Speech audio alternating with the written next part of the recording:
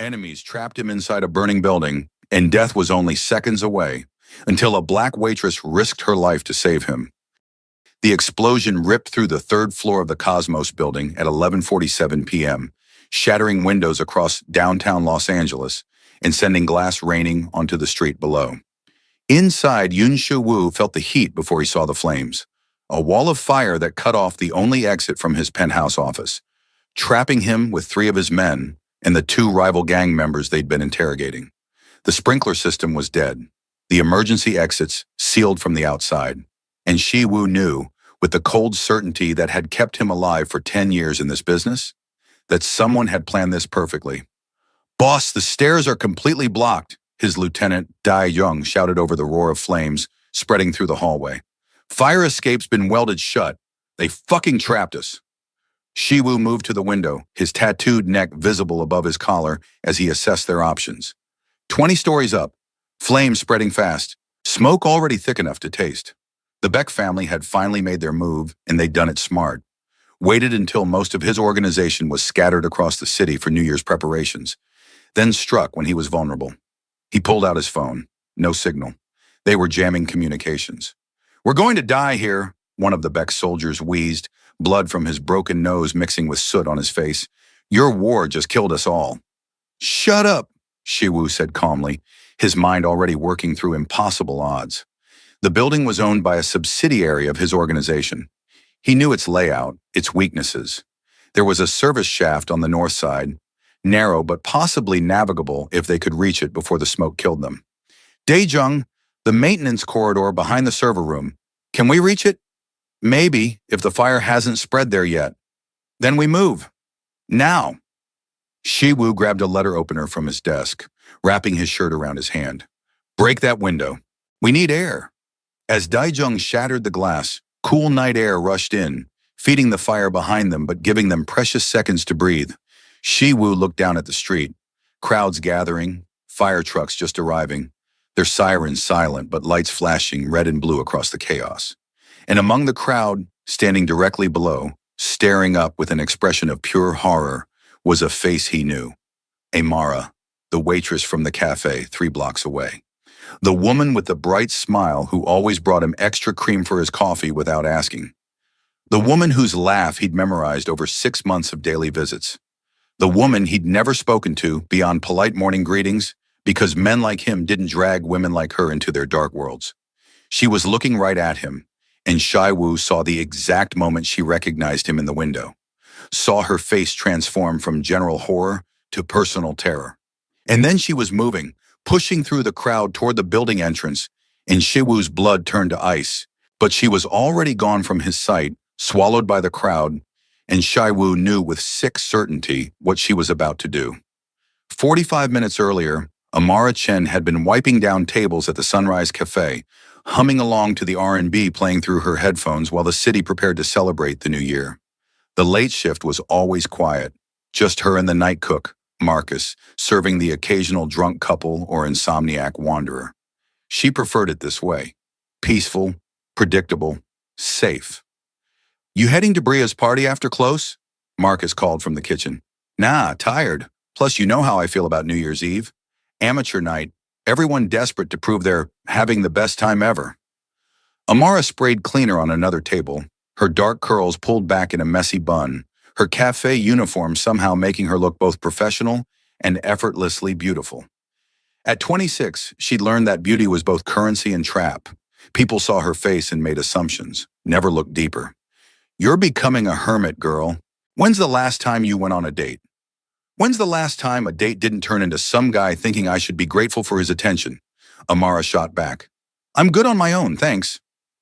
The door chimed. Amara looked up and felt her pulse quicken the way it always did when he walked in. Yun Shi-woo, the regular who'd been coming in every morning at 6 a.m. for the past 6 months, always alone, always ordering the same thing. Black coffee, extra hot, and whatever pastry she recommended. He was beautiful in a dangerous way. Sharp features, dark eyes that seemed to calculate everything, and that neck tattoo that disappeared beneath his collar, hinting at a story she'd never dare ask about. But tonight he wasn't alone. 3 men accompanied him, all Korean, all wearing expressions that made Amara's instincts scream danger. And Shui Wu himself looked different. Tension in his shoulders, cold fury in his eyes, blood on his knuckles that he hadn't bothered to hide. "We're closed," Marcus said nervously from the kitchen doorway. "No, we're not," Amara interrupted, meeting Shiwu's eyes.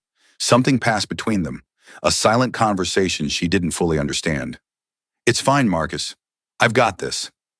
Shiwu's expression flickered with something that might have been gratitude or warning. "Just coffee," he said quietly. "We won't be long."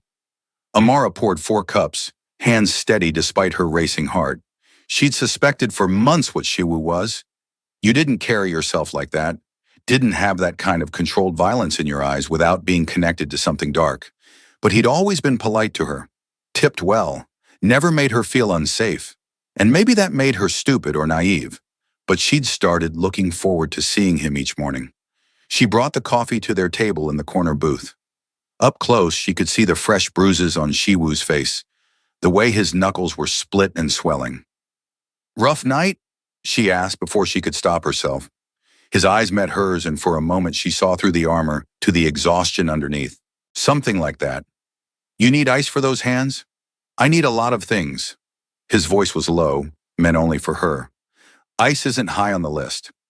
One of his men, young, early 20s, with a nervous energy that made Amara think of her brother before he'd gotten himself killed in a gang shootout, spoke in rapid Korean. Shiwu responded in the same language, his tone sharp enough to make the younger man flinch. "Is everything okay?" Amara asked. "No." Shiwu's honesty surprised her. "But it will be. Thank you for the coffee, Amara." The use of her name sent warmth through her chest. She'd worn a name tag every day for 6 months, but hearing it in his voice felt different, intimate. "You're welcome. And Shiwu?" She didn't know when she learned his first name, probably from overhearing his men, but using it felt natural. "Whatever trouble you're in, be careful." Something in his expression softened. "I'm always careful." "Liar," she said softly, then walked away before he could respond. They left 20 minutes later, and Amara watched through the window as they climbed into a black SUV. Shiwu paused before getting in, looking back at the cafe, at her, with an expression she couldn't read. Then he was gone, and Amara was left with a bad feeling coiling in her stomach. The explosion happened just as Amara was cashing out her register. The building 3 blocks away, the Cosmos building, sleek and modern and expensive, erupted in flames, and the shockwave rattled the cafe's windows. Marcus ran outside, phone already dialing 911. But Amara stood frozen, staring at the fire, at the 3rd floor where flames were spreading fast. That was Shiwu's building. She'd seen him enter it enough times to know, had watched him disappear into the lobby with his men, conducting whatever dark business kept him out until dawn. And now it was burning, and her body moved before her mind caught up. "Amara, where are you going?" Marcus shouted as she ran past him. "I have to. There's someone." She couldn't explain, couldn't articulate why she was running toward fire instead of away. Just knew that Shiwu was in there, and every instinct screamed that he was in trouble. The street was chaos.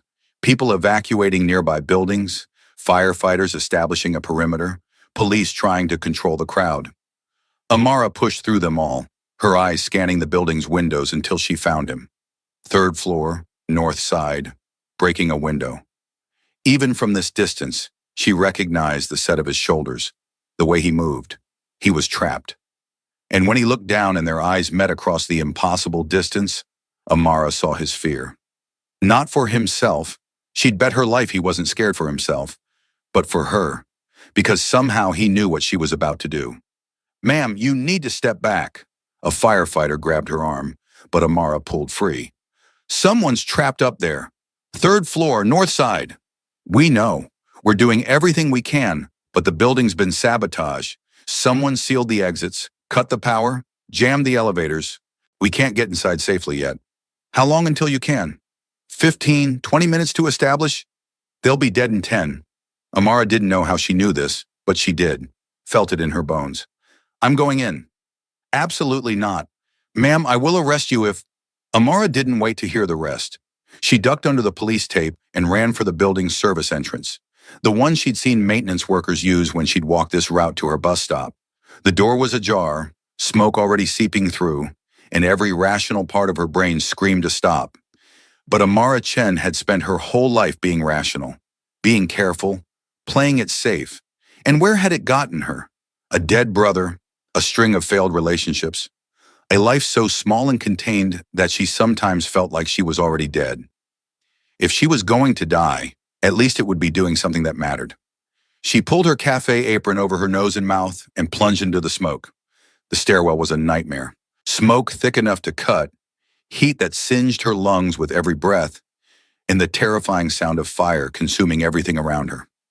Amara stayed low, remembered half-forgotten lessons from a fire safety assembly in high school, and climbed.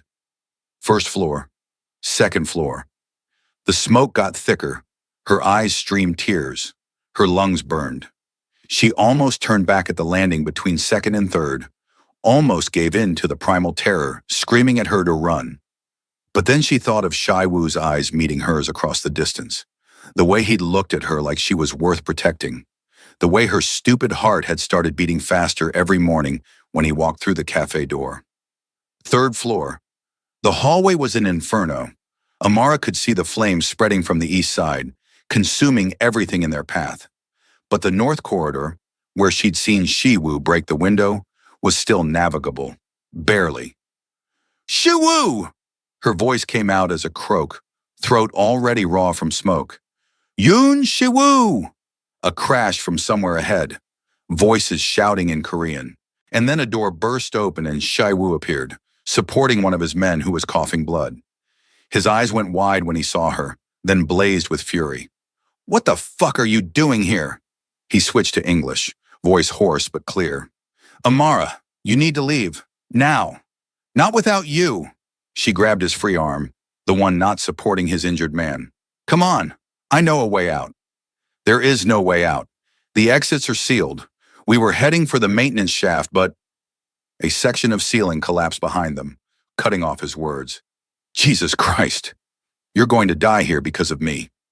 Then we die together, but I'm betting on us living. Amara pulled him toward the stairwell she'd just climbed. Service stairs, south side. They're still clear. How do you know that? Because I just came up them. She met his eyes, saw the moment he understood what she'd done, saw the terror and awe and something else flash across his face. Now move, unless you want my dramatic rescue to be for nothing. Shi-Wu's remaining men emerged from the office, Daijung and two others, plus the two Beck soldiers who looked half dead from smoke inhalation. We follow her, Shi-Wu ordered in Korean, then English. Everyone stays together. No one gets left behind. They moved through the corridor, Amara leading the way with the confidence of someone who'd already survived the journey once. The smoke was worse now, the heat intense enough to blister skin, but she kept moving, kept counting doors until they reached the service entrance. The stairwell was their salvation and their death trap. Clearer than the main building, but narrow, barely wide enough for one person at a time. Go, Amara ordered. Fastest first. Don't wait. Daijung went first, half carrying one of the injured Bayek soldiers. The others followed in a stumbling line. Shi-Wu grabbed Amara's arm. You're next. I'm last. I know the way. Amara, don't argue with me. I didn't run into a burning building to have you pull rank. She pushed him toward the stairs. Go. I'm right behind you. They descended in a nightmare of smoke and heat and terror. Somewhere above them, something exploded, probably the gas lines rupturing. The building groaned like a dying animal. Amara's legs shook with exhaustion and adrenaline, but she kept moving, kept her hand on Shi-Wu's back, feeling the muscles flex beneath his shirt, using him as an anchor to reality. Second floor, first floor, and then they were bursting through the service door into the alley, into cold night air that felt like salvation. Firefighters swarmed them immediately, separating them, checking vitals, demanding explanations. Amara found herself on a stretcher, oxygen mask pressed to her face, paramedics shining lights in her eyes and asking questions she couldn't process. Her ears rang. Her throat felt like she'd swallowed glass. Her hands shook uncontrollably. But she was alive. They were all alive. The woman who went in, she heard a firefighter saying to a police officer. She's a civilian? She just ran into a burning building? Apparently, stupid as hell, but she saved 8 lives. Building collapsed 10 minutes after they got out.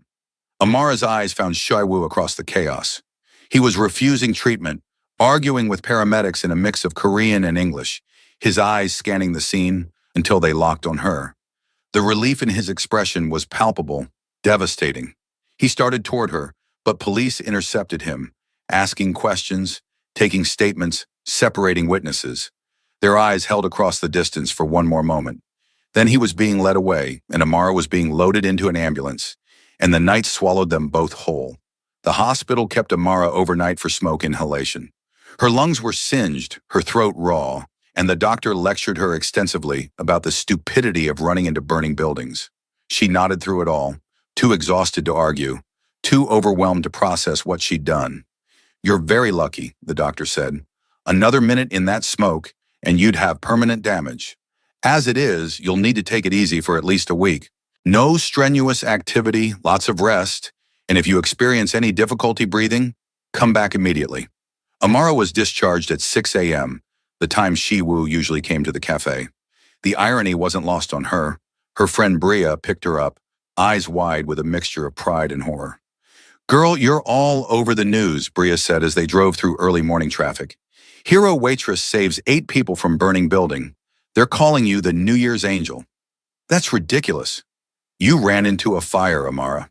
That's literally the definition of heroic." What were you thinking? What had she been thinking?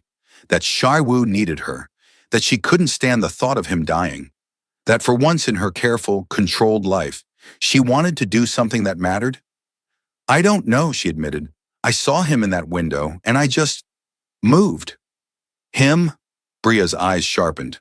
"The guy from the cafe? The hot Korean dude with the tattoos?" "Yeah." "Amara, please tell me you didn't almost die for a customer you've barely spoken to."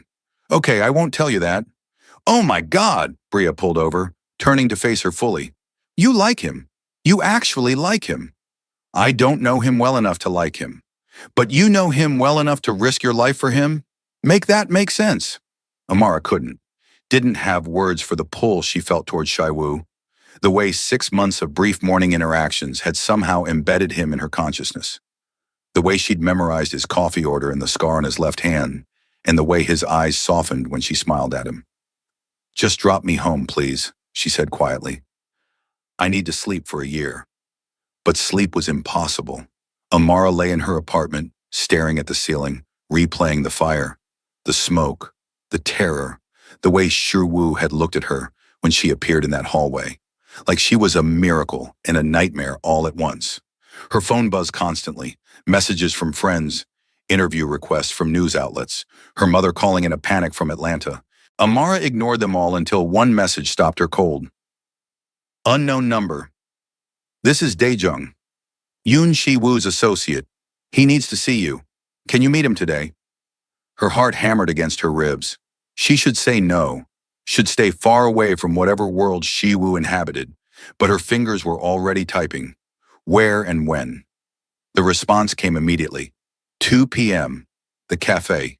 He'll be alone. Amara arrived at the Sunrise Cafe at 1:45 p.m., her hands shaking as she unlocked the door. The space felt different in afternoon light, less cozy, more exposed. She made herself a cup of tea she didn't drink and waited. Shaiwu arrived exactly at 2 p.m. He looked worse than she'd ever seen him, exhausted, bruises dark on his face, bandages on his hands. But his eyes were clear and intense when they found her across the empty cafe. "Hi," Amara said, "because what else do you say to a man you saved from a fire?"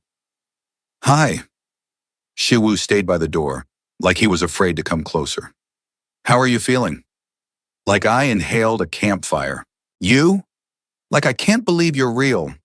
He moved then, crossing the space between them in 3 strides. Up close, Amara could see the raw emotion in his eyes. Fear, gratitude, anger, something that looked dangerously like devotion. "You could have died. You should have died. Why did you do that?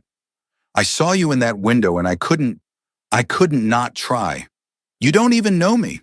"I know enough." Amara met his gaze steadily. "I know you come here every morning at 6 a.m. and order the same thing.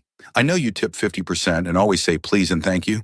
I know you read the newspaper, but you're really watching the door. I know you have nightmares because sometimes your coffee gets cold while you stare into space. I know you're dangerous, but you've never made me feel unsafe. I know enough. Shiwoo's expression cracked. I run a criminal organization, Amara. The Yoon family controls most of the Korean underworld in LA. That fire? Rival gang trying to kill me. And they almost killed you in the process. I figured. You figured? He laughed, the sound harsh. You figured and you ran into a burning building anyway. Yes. Why? Because... Amara stopped. How could she explain something she barely understood herself? Because I'm tired of being scared. Because my whole life I've played it safe and it hasn't protected me from anything. Because when I saw you trapped up there, I realized I'd rather die trying to save you than live knowing I didn't try. That's insane. Probably, but here we are. Shiwoo reached out slowly, like she might bolt, and cupped her face with bandaged hands. I can't drag you into my world. I can't put you at risk again. But Amara, I can't stop thinking about you. Haven't been able to for months. And now you've saved my life, and all I want is to spend the rest of mine making that mean something. That sounds like a line. It's the truth. His thumb brushed her cheekbone. I'm falling for you. Have been since the first time you smiled at me and asked if I wanted to try the blueberry scones. And that's dangerous for both of us. Then let's be dangerous together. Amara rose on her toes and kissed him, soft and tentative and absolutely terrifying. Shiwoo froze for half a heartbeat, then kissed her back with a hunger that stole her breath. His hands slid into her hair, angling her head to deepen the kiss, and Amara felt like she was burning again, but in the best possible way. When they broke apart, both breathing hard, Shiwoo rested his forehead against hers. This is a bad idea. Most good things are. My enemies will target you. So teach me to protect myself. My family will have opinions about me dating a black woman. And my family will have opinions about me dating a Korean gangster. Guess we'll both have to deal with it. Shiwoo pulled back to look at her properly. You're serious. You actually want to try this. I ran into a burning building for you. I think that ship has sailed. Amara smiled, seeing the exact moment he decided to stop fighting it. So yes, I'm serious. Are you? More serious than I've been about anything in years. He kissed her again, softer this time. A promise instead of desperation. But Amara, if we do this, we do it right. You meet my people. Learn my world. Understand what you're getting into. Okay. And you let me protect you. Security, precautions, all of it. Within reason. Amara. Within reason, she repeated firmly. I'm not becoming a prisoner because you're paranoid. It's not paranoia if people actually want to kill you. Then we'll figure it out together. Deal? Shiwoo studied her for a long moment, then nodded slowly. Deal. But first you need to know something. The Beck family, the ones who set that fire, they know who you are now, know what you did, and they're going to see you as leverage against me. Amara felt ice slide down her spine, but kept her voice steady. What does that mean? It means you're in danger whether we're together or not. They've already seen us together, already know you matter to me. His jaw clenched, which is why I need to end this. Permanently. And what? The war with the Beck family, one way or another. The next 2 weeks were the strangest of Amara's life. She continued working at the cafe, refused to hide or change her routine. But now there was always someone watching. Daejong at the corner table. Another of Shiwoo's men outside in a car. Subtle but constant protection. Shiwoo came by every morning, like always. But now he stayed longer. They talked, really talked about everything. He told her about growing up in Seoul, moving to LA at 15 when his father took over the family operations. About the violence he'd witnessed, the choices he'd made, the weight of legacy and expectation. I never wanted this life, he admitted one morning, hands wrapped around his coffee cup. But my father was killed when I was 22, shot in our own home, and someone had to take over or everything he'd built would have been carved up by rivals. So I stepped in. And now you're trapped. Now I'm responsible for hundreds of people who depend on our organization for their livelihoods. For maintaining order in communities the police ignore. It's not all drugs and violence, Amara. We run legitimate businesses, provide protection, help Korean immigrants navigate a system designed to chew them up. Robbing Peter to pay Paul doesn't make you Robin Hood. His smile was sharp. I never claimed to be a hero. That's your role. Amara threw a wadded napkin at him. Stop calling me that. I did what anyone would do. Most people run away from fire, not toward it. His expression turned serious. You saved 8 lives that night, Amara. 3 of my men, 2 Beck soldiers who would have killed me if given the chance. And me. That's not nothing.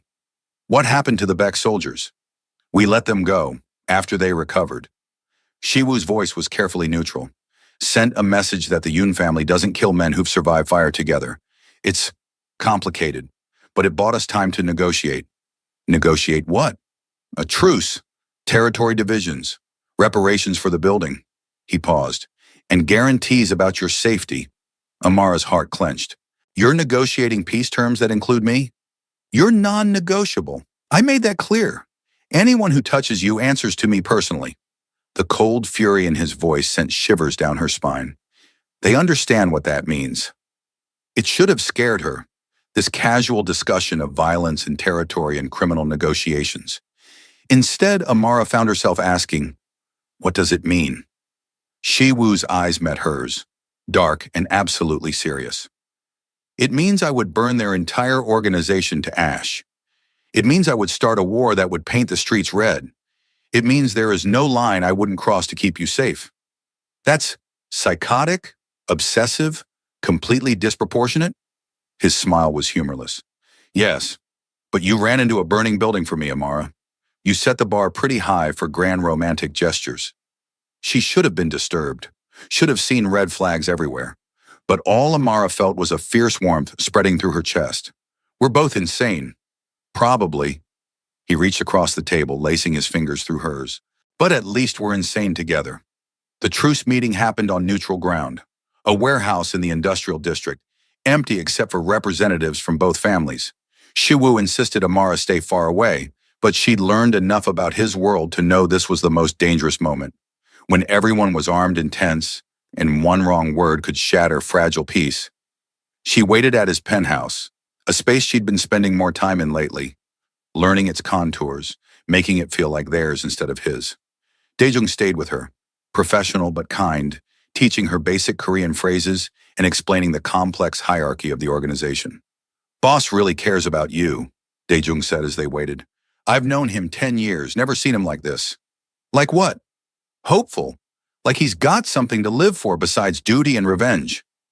Daejung's expression was earnest. He's been dead inside since his father was killed, going through motions. But you brought him back. By running into a fire. By seeing him. Really seeing him. Not just the position or the power. Daejung smiled. He talks about you constantly. Your laugh, your opinions on coffee preparation, the way you organize sugar packets by color. It's disgusting how smitten he is. Amara laughed despite her nerves. He organizes sugar packets by color, too.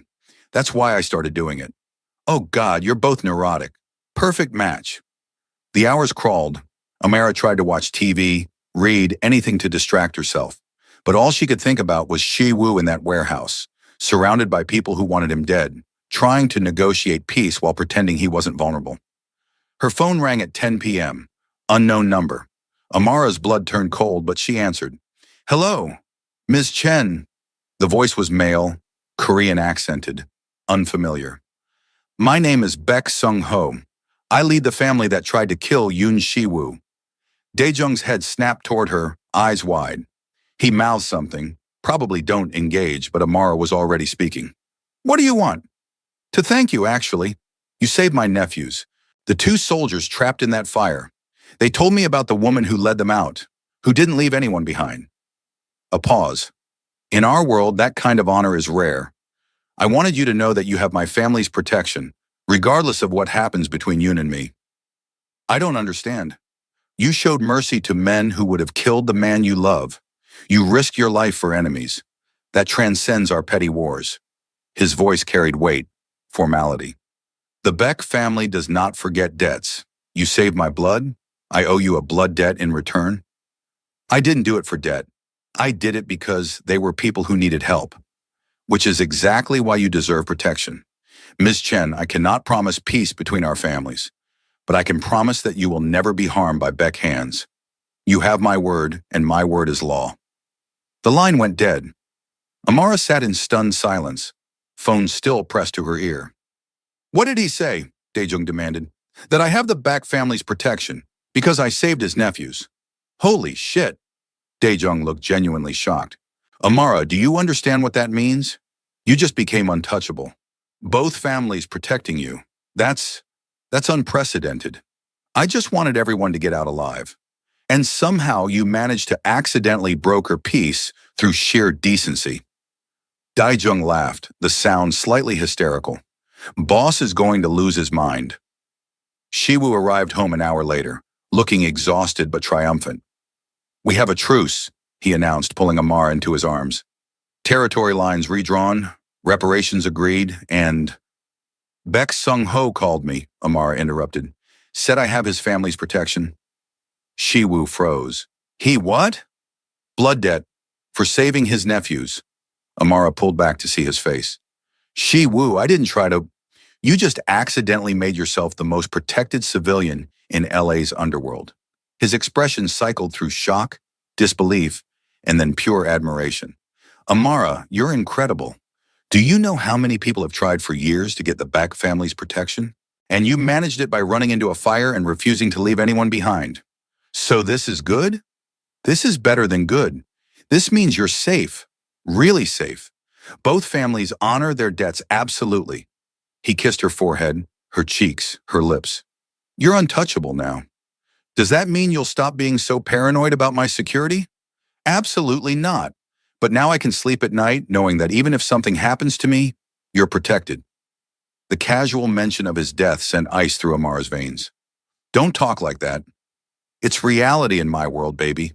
I won't lie to you about that. Shiwoo's hands framed her face gently. But knowing you're safe makes everything else bearable. I don't want to be safe if it means losing you. Then I guess I'll have to stay alive. Can't have you running into any more burning buildings trying to rescue me.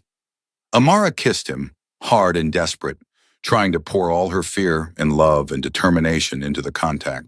Shiwoo responded immediately, walking her backward toward the bedroom, hands already working at her clothes with focused intensity. They made love with an urgency born of near death and new beginnings. Shiwoo was reverent and desperate, mapping every inch of her skin like he was memorizing scripture. Amara gave herself over completely, no walls, no protection, just raw honesty and need. After, lying tangled together in sheets that cost more than her monthly rent, Amara traced the tattoo on Shiwoo's neck, Korean characters she'd never asked about. What does it say? The phoenix rises from ashes. His voice was rough, satisfied. Got it after my father died. Reminder that we rebuild from destruction. Fitting, considering we literally rose from ashes.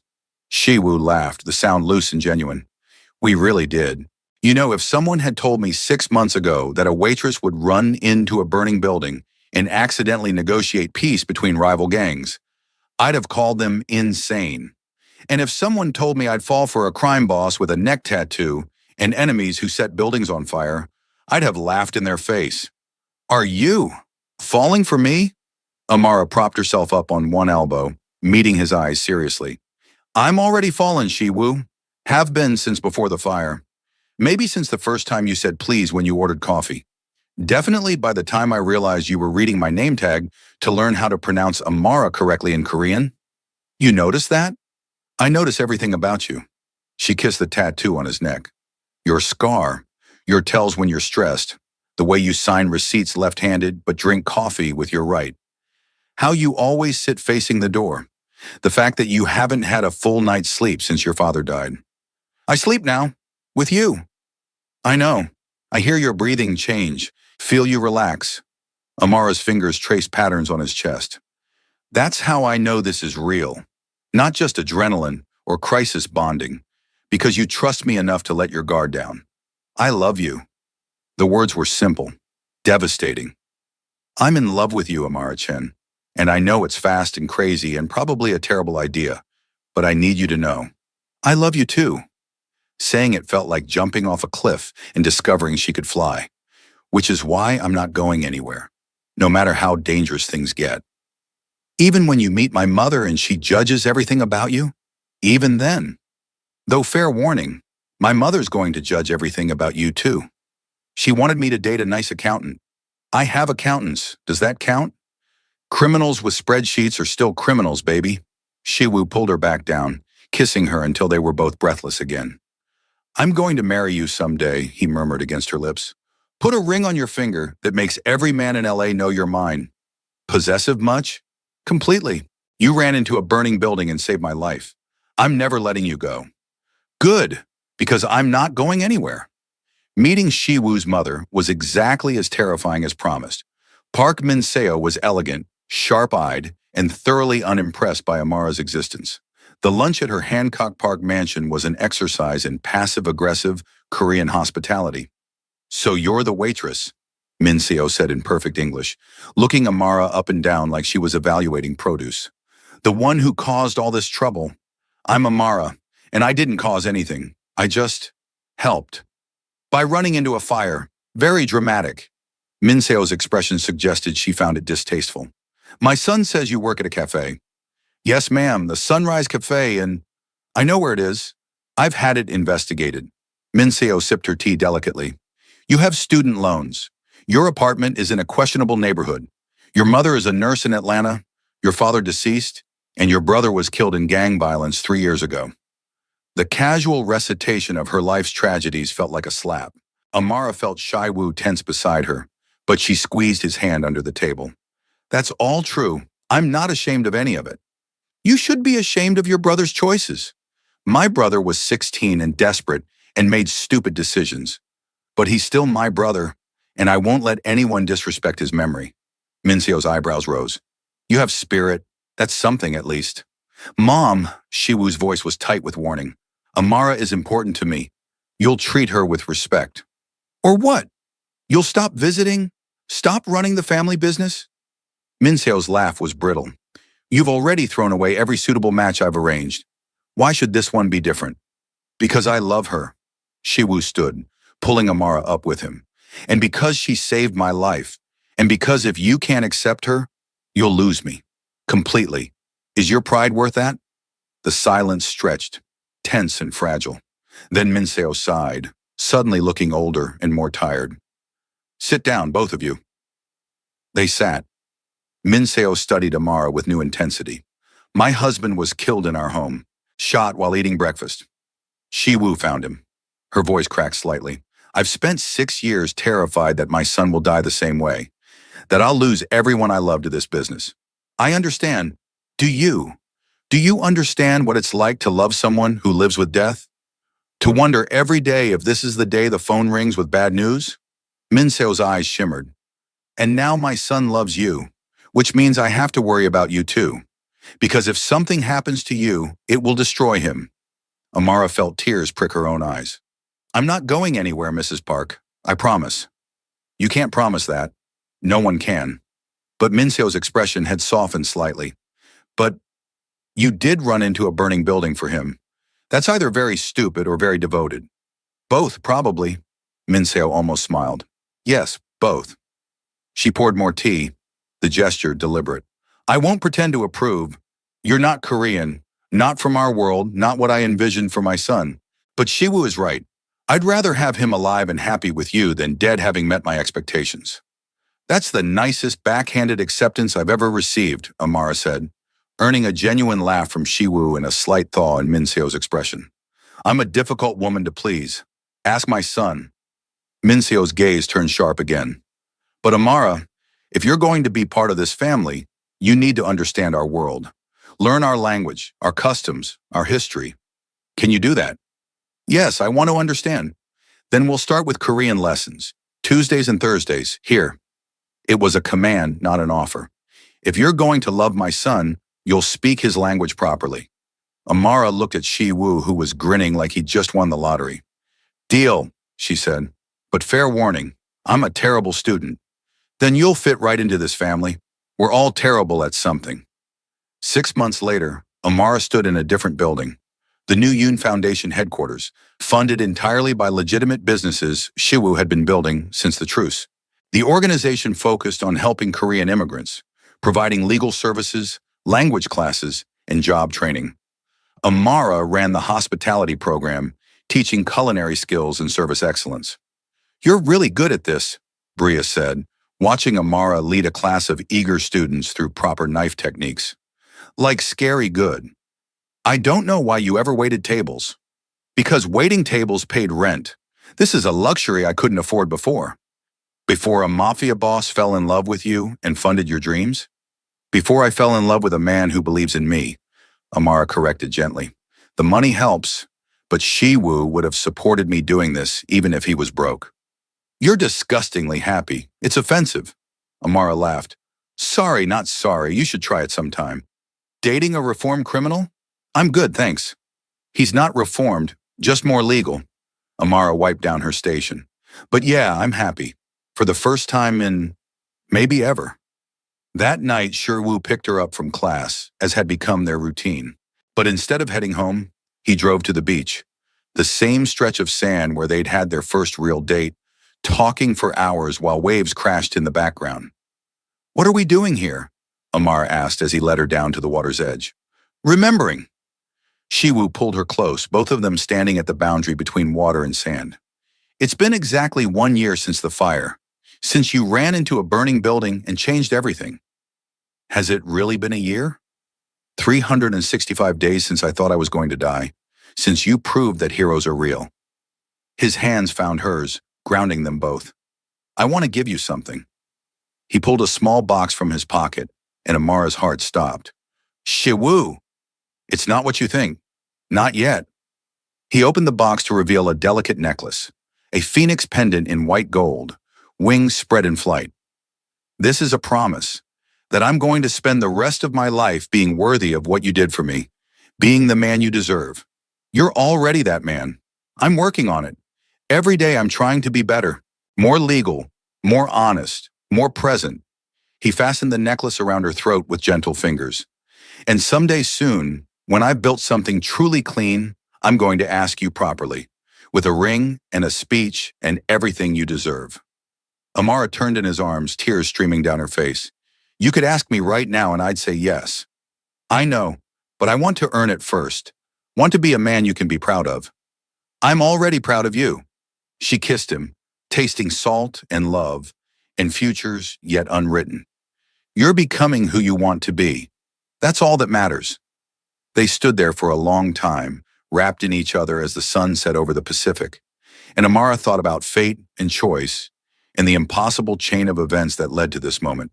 A fire, a rescue, a love that defied logic and expectation and every rational thought.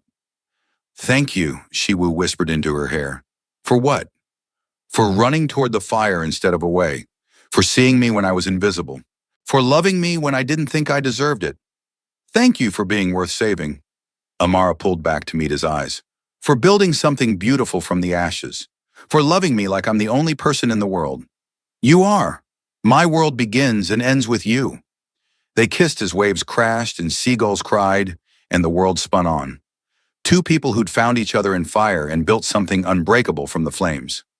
2 years later, the wedding was small, just family and close friends, held at the beach where Shi Wu had given Amara the phoenix necklace. Min Seo cried through the entire ceremony, her initial resistance long since transformed into fierce maternal protection of the daughter-in-law who'd saved her son. Amara wore a dress that blended traditional Korean and American elements, designed by a student from her culinary program who discovered a passion for fashion. Shi Wu wore a suit his father would have approved of, his neck tattoo visible above the collar, a statement that he wasn't hiding who he was or where he'd come from. "I, Yun Shi Wu, take you, Amara Chen, to be my wife," he said, voice steady despite the emotion in his eyes. "I promise to run toward you when things get hard, the way you ran toward me when I was trapped. I promise to build a life worth the risk you took. I promise to love you with the same fierce certainty you showed when you refused to leave anyone behind." Amara's vows were simpler.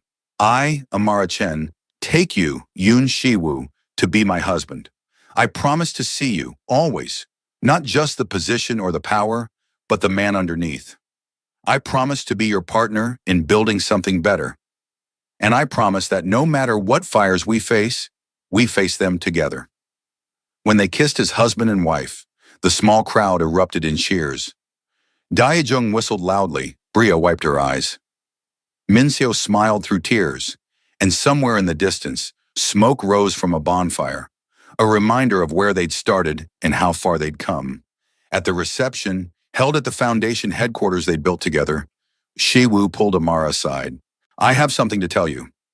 If it's bad news on our wedding day, I'm going to be very upset. It's good news. The Yoon family is officially out of illegal operations. Everything, every business, every revenue stream is legitimate as of today. His smile was triumphant.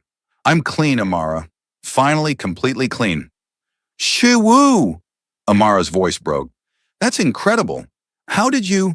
Slowly, carefully, by reinvesting everything into legal ventures and negotiating buyouts with other families. He cupped her face.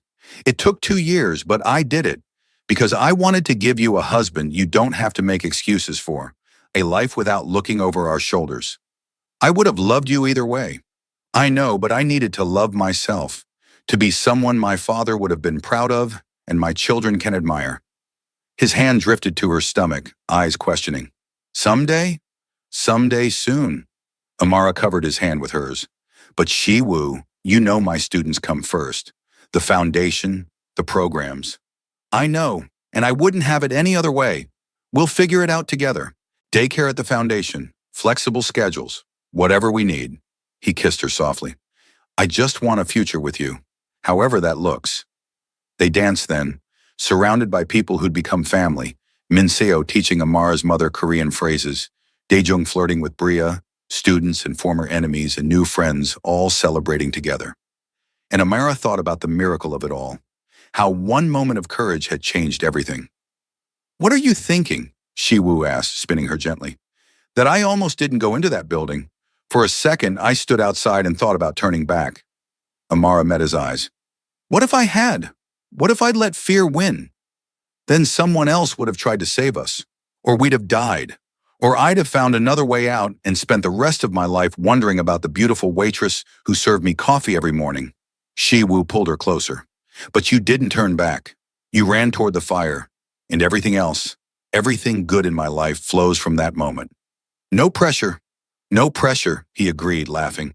Just gratitude and love, and the promise that I'll spend the rest of my life being worthy of what you did. You already are. Amara kissed him, not caring who was watching. You're exactly who you need to be. My husband, my partner, my phoenix rising from ashes. The party continued long into the night, but eventually Shiwu and Amara slipped away, driving to their new home, not the penthouse downtown, but a house in the hills with a garden and room to grow. They stood on the balcony watching the city lights below, and Amara felt peace settle over her like a blanket. Happy? Shiwu asked, arms around her waist. Deliriously. You? More than I ever thought possible. He turned her to face him. Thank you for being brave enough to save me, and patient enough to let me save myself. Thank you for being worth the risk. Amara smiled up at him. For building this life with me. For choosing love over fear. They kissed under the stars, two people who'd found each other in the worst moment of their lives and built something beautiful from the flames. A waitress and a reformed criminal, a hero and a man learning to be better. Two halves of an impossible whole. And somewhere in the city below, in the cafe where they'd first met, a new waitress served coffee to a new customer. Lives intersecting in small ways that could become everything. The world turning, always turning, full of moments that changed everything, and people brave enough to run toward fire instead of away from it. Because that's what love was, Amara had learned. Not the absence of fear, but the decision to be brave anyway. To run toward instead of away, to build instead of hide, to choose hope over safety, connection over protection, life over mere survival. I love you, Shiwu whispered against her lips. I love you too. Always. And in the morning they would wake together in their new home, would build the foundation into something that changed lives, would face challenges and celebrate victories, would grow a family and a legacy that honored both their pasts while reaching toward better futures. But tonight they just held each other. The Mafia boss who'd found redemption and the waitress who'd found her courage. Two phoenixes rising from ashes, wings spread wide, ready to fly. 5 years later, Amara stood in the new wing of the foundation, the culinary school that had just graduated its 100th student. Her daughter, 3-year-old Seo Yun, clung to her leg, watching wide-eyed as Shiwoo cut the ribbon with ceremonial scissors. "Mama, why is Daddy cutting the pretty ribbon?" Seo Yun asked in a mix of English and Korean. "Because Daddy helped build this place, and sometimes we celebrate new beginnings by cutting ribbons." "Can I cut a ribbon?" "Someday, baby, when you build something worth celebrating." Shiwoo finished his speech, talking about second chances and the power of education, and found his way back to them. He scooped Seo Yun up, earning delighted giggles, then kissed Amara softly. "You did it," he said. "From 8 students in a borrowed kitchen to this. I'm so damn proud of you." "We did it. Together." Amara leaned into him, feeling the solid warmth of family and future. "None of this happens without that night, without the fire. Best, worst night of my life." "Same." She looked up at him, this man who'd transformed from dangerous criminal to devoted husband and father. "Do you ever think about what would have happened if I hadn't run in?" "Every day. And every day I'm grateful you did." Shiwoo kissed her forehead. "You saved me in every way a person can be saved, Amara. Not just from fire, but from the life I was living, from becoming someone I'd hate. You saved me too, from playing it safe, from letting fear make all my decisions." Seo Yun squirmed between them. "Mama, Daddy, can we get ice cream now?" They laughed, the moment of reflection broken by the demands of parenthood. "Yes, baby," Amara said. "Let's get ice cream." As they walked out of the foundation, hand in hand with their daughter between them, Amara caught sight of the Phoenix mural that now adorned the entrance. A reminder of where they'd started, of rising from ashes, of the courage it takes to run toward fire instead of away from it. "Thank you," Shiwoo said quietly as they reached the car. "For what?" "For every day, for this life, for running into that building and refusing to let me die." Amara squeezed his hand. "Thank you for being worth saving, for building something beautiful from the flames, for loving me like I'm your whole world." "You are. You and Seo Yun. My whole world, right here." They drove off into the afternoon sun, a family forged in fire and tempered by love. The Mafia boss turned philanthropist, the waitress turned educator, and the daughter who would grow up knowing that courage and love could transform anything. And somewhere in the city, in a small cafe, a new customer walked in, and a new waitress looked up, and the world spun on, full of infinite possibilities and moments that could change everything. Because that's the thing about fire, Amara had learned. It destroys, yes, but it also purifies, transforms, creates space for new growth. And sometimes, if you're brave enough to run toward it instead of away, you find everything you never knew you needed, rising from ashes. Together, always together.